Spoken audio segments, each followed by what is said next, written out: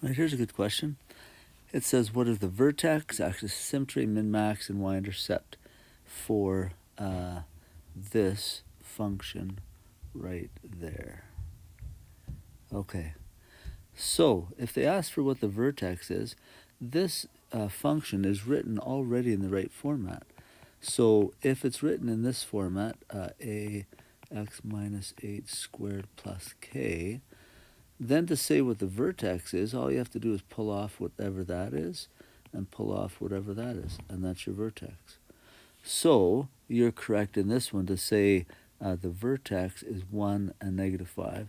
That's correct. So at that point that you've put right there, that point there is the vertex. Now, whatever the sign of A is, so this A there, if A is greater than 0, then the parabola opens up. But if A is less than 0, the parabola opens down.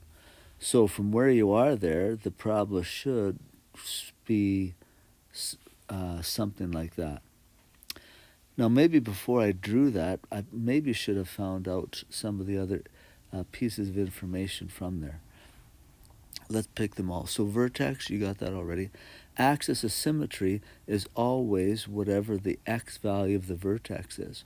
So the axis of symmetry will be just x is equal to 1. And that's a line that cuts the parabola exactly in half. And the equation of that line is x is equal to 1.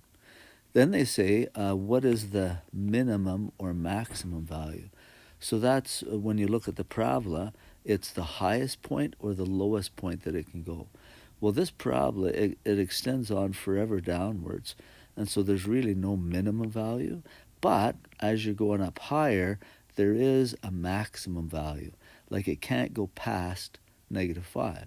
So if I want to say what the minimum or maximum value, I would say the max value of this function is y is equal to a negative 5. Now, they didn't ask for x-intercepts. You were doing that down here. And x-intercepts is good. You do exactly this. Maybe let's finish this off.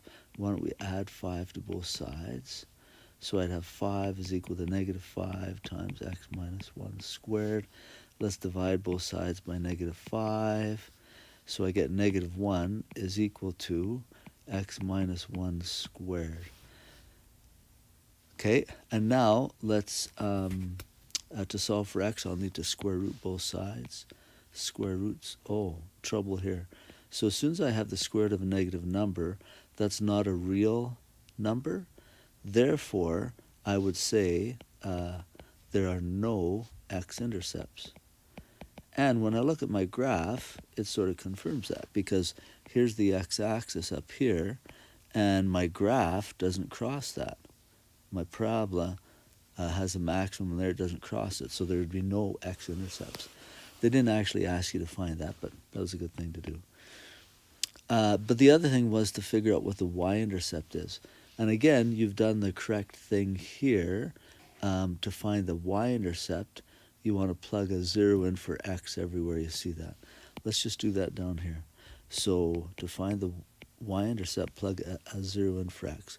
So negative 5 times 0 minus 1 squared minus 5. So careful with this one. 0 minus 1 is a negative 1 minus 5. And then I've got to square the negative 1 first. So negative 1 times negative 1 would be a positive 1. And then negative 5 times 1 is a negative 5. And negative 5 minus 5, I think, comes out to a negative 10. You could plug that into your calculator, and it should give you a negative 10.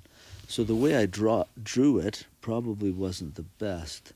Maybe let me erase that and draw it in differently. All the other stuff I had is correct. It's just that it wasn't as accurate as I would like it to have been.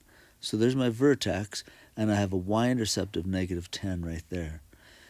Probably there's going to be another point that's right there, and so my graph has it's quite a bit narrower than what I had drawn.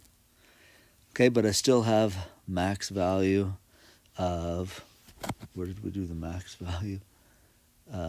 Max value of -5, still that. And my vertex is still 1 and -5. And my axis of symmetry is still that red line. That's the line that cuts that thing in half. All right, hopefully that helps you with that question. Great question.